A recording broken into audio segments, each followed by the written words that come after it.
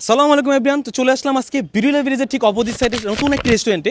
আর এটি পুরোটাই কিন্তু কন্টেনার দিয়ে তৈরি, আর দেখতে কিন্তু খুব দারুণ। আর উপরে দেখতেছেন অলরেডি গান চলতেছে আর কি, আড্ডা দেওয়ার জন্য জোস একটা জায়গা আর কি এটা। আর এত ডিফারেন্ট প্লেস আমি আসলে বাংলাদেশে কোথাও দেখিনি। জাস্ট প্রত্যেকটা মানে কাজ করা হয়েছে আপনার কন্টেনার দিয়ে আর কি এটা। আর ইতিমধ্যে আমাদের সামনে উপস্থিত আছেন এখানকার ম্যানেজার, ওনার কাছে এরা সকল কিছু বিস্তারিত জানবো, এটার ফুড টেস্ট সম্পর্কে আপনাকে আইডিয়া দিব। তো চলুন জানা যাক ওনার কাছে। তো ভাই আপনারা এখানে কী কী পাবো আমরা?